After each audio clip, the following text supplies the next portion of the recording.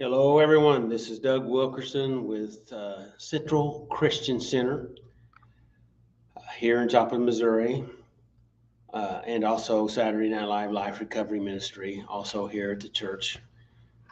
This is an encouraging word with Doug, and hopefully, this will be encouraging for you.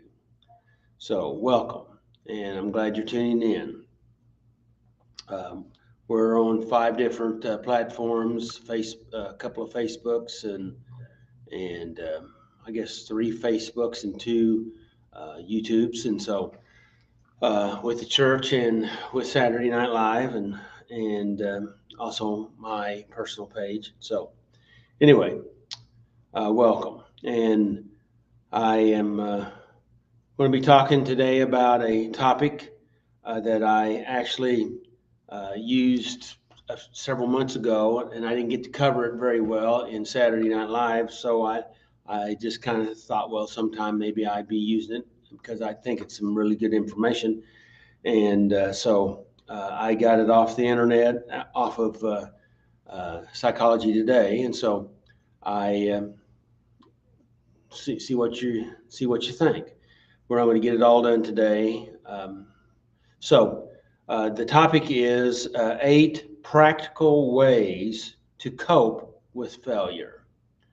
8 practical ways. And one of the things that I feel like I try to do is to blend scripture with practical psychology to help people um, to better connect with the scriptures and also have functionable tools to deal with the stuff in their life to help them to grow, to develop, to just have a better life. And that's what we want here at Central Christian Center, is for you to have a better life and give you tools to help you. It's got to be more than just try to deny or lie or wait or avoid stuff and thinking it's going to go away, because it don't go away. All the stuff chase you, and you know that. And the more it chases you, the bigger it gets. So anyway, we want to help. So that's what we're here. That's what I'm here to try to do. And we're going to give you these 8 practical ways to cope with failure, and also they had another title in here, which was 8 ways to bounce back after disappointment. And one of the main scriptures that I thought of when I was preparing this was out of Proverbs 24:16. It says, "A righteous man or woman falls 7 times and rises again." So just because you're knocked down doesn't mean you're knocked out. Okay, that's what we're talking about. So we want to give you some scriptures and tools, which scriptures are tools to help you to deal with the failures or difficulties of life. So failures failure is neither um, a failure is neither a final situation. It's not fatal nor final. In fact, the fear of failure is often worse than the actual experience of failure. We it's if you stop and think about it, what we imagine. In fact, we talked about a week or so ago grandiose thinking on Saturday night, and how we exaggerate things, and we distort things, and we do that all the time. And so it's not fatal. Proverbs 24:16 says, "A righteous man falls 7 times, but rises again." That means even though we take hits, and we will take hits, that we will rise, and we're can I say we're expected to rise. Get up. Proverbs 4:23. This is out of the Amplified uh, translation. It says, keep on guarding your heart. We have to guard our heart. And these practical tools can help you to navigate situations to help guard and keep your heart. With all vigilance, and above all that you guard, for out of it flows the springs of life. Life springs flows out of our heart, and we need to take care of it. We need to guard it. Proverbs 23 through 27. This is out of the Message Bible. I liked it, so I wanted to throw this in here, which starts in the same place as we just talked about. It says, keep vigilant watch over your heart. That's where life starts. Okay, life starts here in this the emotional core of us. Okay, and so don't talk out of both sides of your mouth. Avoid careless banter, white lies, or gossiping. Keep your eyes straight ahead. Ignore all the sideshows, all those detractors or things that want to to get your attention, to drag you off. Okay, all those sideshows that are there to distract you. Watch your step. I like this part right here. Watch your step, and the road will stretch out smooth before you. Just paying attention. When he's saying pay attention to your step, where you're going, because if you're watching where you're going, then you're not going to hit, and you're going to miss the high places and the low places. It'll be a whole lot smoother. Okay, look neither to the left or the right. Keep your eyes focused. Okay, don't get distracted, and leave evil in the dust. Okay, means you just keep on moving towards the next best thing. A familiar scripture with a lot of us is Philippians 4:13. It says, I can do all things through Christ, which strengtheneth me. And we can.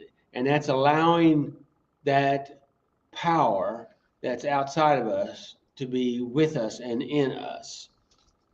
We'll talk more about that later. So, again, out of Psychology Today's 8 practical ways to cope with failure and 8 ways to bounce back after a disappointment. Zig Ziglar said this. He said, it's not how far you fall, but how high you bounce after that counts. So, we got to get up.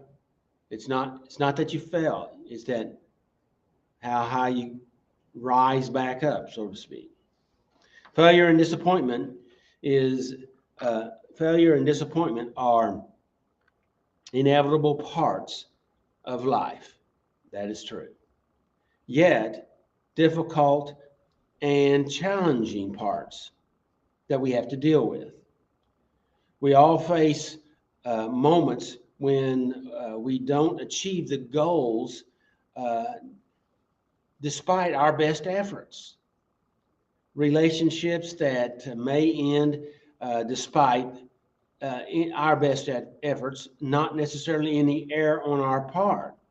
Friends that leave us, also loved ones that may either pass away or decide that they're not able to be with us, or that they even betray us and hurt us, because that happens. And betrayal is one of the deepest wounds that any of us will ever feel. We may not get the promotion that we work so hard for in life and in our job. Our children may not all be as motivated as we would like them to be. That means stuff may happen in our life because life is full of stuff. What do you do when life knocks you down? When happiness and success and your dreams that you sought after and searched for is just out of reach? What do? Well, these 8 practical things can help, okay? And we're only going to probably get 4 of them today. So the first one is that we have to do is that we have to face the truth of the situation. We have to face the truth of the situation. People don't like to face the truth. God has given us the ability to go into denial to help us to cope with severe problems. And the fact of it is, then we use denial on everything and we avoid dealing with reality. Denying reality is a bad situation. And if you avoid thinking about all these things, research shows us that actually things get worse. They get better if you deal with them. So if you want to keep being stuck in your life, then what you should do is avoid problems and never work on trying to solve anything. Most people avoid them until they get so bad they blow up, and then they demand our attention that we have to deal with them. How about this? We don't deal with the bills that come in the mail. We stick them in the drawer and pretend that we didn't see them. And we say, well, out of sight, out of mind, and it don't matter until they give you a phone call and say, hey, you need to pay this bill. Or maybe if it's electric bill, they just shut her off because you didn't deal with it. So what we need to do is we need to recognize and begin to deal with reality, because it's not going to get better. If you're an ostrich and sticking your head in the sand to avoid that truck that's about to run over you, that doesn't change that the truck's about to run over you. Okay? So what we need to do is we need to look at reality. Be aware. The first step of dealing with things and being able to change things is becoming aware. Face reality. Accept reality the way that it is. It may not be what you want. You may not like it. I didn't say you had to like it. I said you had to accept it because it is what it is. Be willing to face the problems, but don't dwell on those problems for 24 hours, okay? We're not talking about, just wrapping yourself in the problems and in the worry. We're talking about you recognize them. You recognize that problem. It just being overwhelmed with it for 24 hours a day only makes things worse. Think long enough to be able to understand the problem, what you feel. You recognize how you feel about it, and then process what would be the best action that I could take to deal or to respond to this problem. Focusing on it looking for positive solutions, some way to get through there. If you got to get from A to B, there are multiple ways to get there. Yes, there may be some objects in the way. There may be some difficulties, but the fact of it is, they only get worse if you avoid them. I know I've gone a little long on the first one, but they also say that research has shown that avoiding thinking about or dealing with problems actually causes problems to build stress and get worse. there's a phenomenon they call that's known as stress generator. And that's what you're doing is you're generating stress. You're working yourself up into a frenzy. Okay. And you say, well, that's better. No, we're saying be aware of it and then try to figure out what action you need to take and then take that action. You have to take the action. Okay. And you say, well, it may not work. Well, if it doesn't work, then you know what won't work, and then you go ahead and make another choice, and you find a way. That's the idea. So, number 2, allow yourself to mourn your losses, your loss of dreams, your loss of goals that you had, loss of opportunities, relationship, money. You have to recognize the loss, and you have to be willing to go ahead and mourn that loss, grieve that loss, because you did experience the loss. Denying it and avoiding it only postpones it because it doesn't go away. It's kind of like burying something alive. If you bury your feelings, you're burying something alive. And it doesn't get better, it gets worse. You already know that probably by experience. So the gap between how you want things to turn out and how they actually turned out can lead you to sadness or regret. Mourning is a step towards letting things go. Doesn't fix it. It just helps you get better. It processes it. And how many times have I talked with people that they didn't think they could do it, but somehow we were able to go through it, and they're not even for sure totally how that happened, but they definitely could feel the difference. So,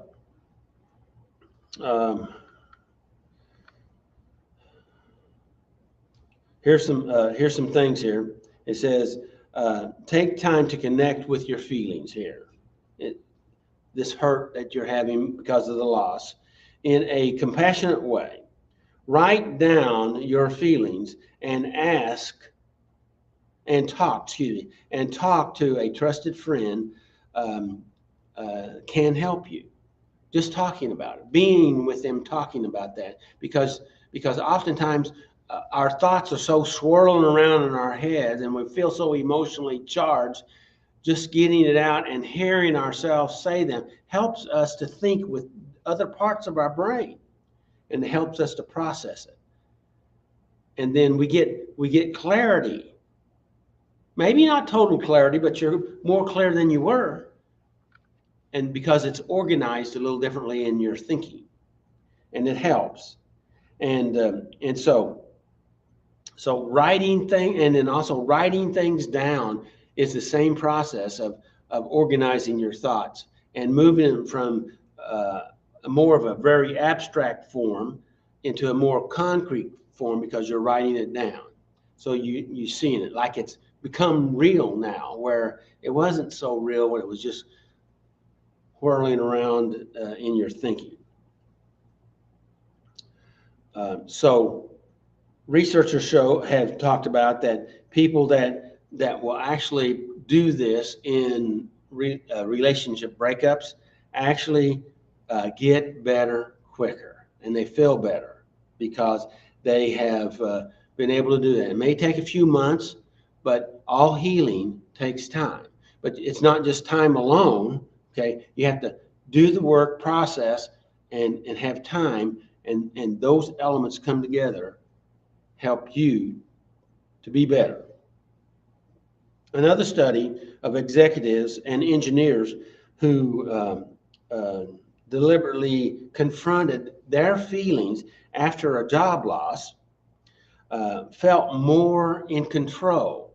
Okay, because when that that emotional stuff comes in and picks you up, you don't know if you're ever going to be set down or not. You feel you lose your bearings. You know what I'm talking about? And so these professionals, executives and engineers, they felt like they had more control in their situation because they had processed, and they actually probably let some of that pressure off by confronting their emotions, their feelings, and had a better, higher rate of re-employment in the following months because they were able to process those emotions. It's kind of like a pressure cooker. If you take the cap off, all the pressure comes out.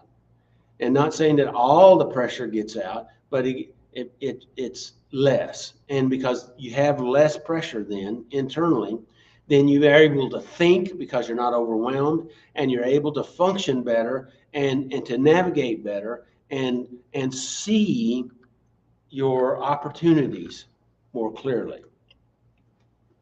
Number 3, don't get stuck feeling like a victim. Don't get stuck like feeling like a victim. Because if you see yourself as a victim, you're going to feel like a victim and you're going to act like a victim. And then you're going to get treated like a victim. And the results you produce will be victim type results. And that's not really what you want, I don't think. Is it? So don't get stuck feeling like a victim. Whatever's your situation, you always have choices and skills to deal with whatever. You have choices. You're not stuck. Even though you may feel stuck, you may not know where to go. And I've been there before. And that's where I had to fall back and reevaluate and pray and ask God for direction and try to hear what I need to know, because in every situation you got stuff that you can learn and need to learn. And if you don't learn it here, you get to learn it someplace else, which is the truth. So what we need to do is we have choices and we have skills, and we are able to make some moves. And when you start realizing you do have some choices, and I'm not saying extreme, overwhelm, over the top choices necessarily, but you do have some choices. You do have some moves. If you're in the game, then you still have moves to make. Okay, and then you can deal with the situation. All right. Think about your situation you coped with in the past. Okay, because we've all had stuff that we didn't think we could get out of, but yet we did. I mean, one of the things that I have used in the times past, I didn't know how I got to where I am right now, but because back then I didn't think that I could make it. But somehow he got me from there to here. And if he got me here, and I'm not for sure exactly how he did that, but he helped, he led me. Somehow I was sensitive to it. And we need to remember those things we learned in those situations, and if he got us here, he can help get us wherever it is that we need to go, to there. So we have those skills that we've used in the past. They are transferable, and we can use them to help us to get better and to be better. We can learn. We can grow. People always asking, well, how can I, maybe not be so afraid? And the answer is by choosing to be brave. Going ahead and stepping up, doing the next right thing. I call them healthy choices. Go ahead and making those healthy choices. And when it's all said and done, if you do that, you'll like yourself better. You'll appreciate yourself better. And hopefully you won't sabotage yourself as bad. So If you're being mistreated, okay, speak up. Okay, speak up if you've been mistreated, or walk away. Those are choices. If you don't walk away right now, or if you can't walk away right now, work on becoming more independent. Okay, what we're saying here is learn places you need to grow in.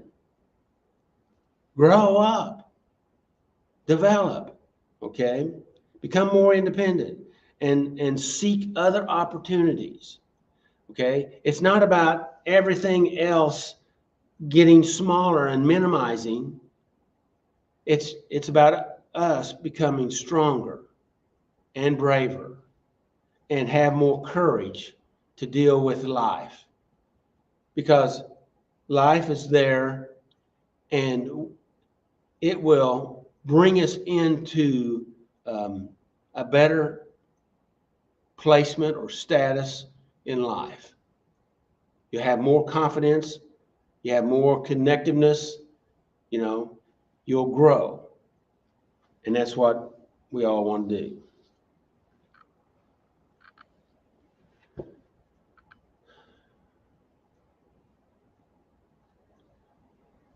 Well, it's on. I think we're going to stop right there. That 3 out of the 8. So thanks for listening. I'll be back hopefully next week, and we can finish up the rest of these and share some other scriptures. So may the Lord bless you and keep you. May his face shine upon you and give you his peace. And again, make healthy choices. Make healthy choices. Healthy choices build your life. Unhealthy choices tear your life apart. So make healthy choices. Hope to see you in church Sunday. And until then, hey, take care of yourself. Bye-bye.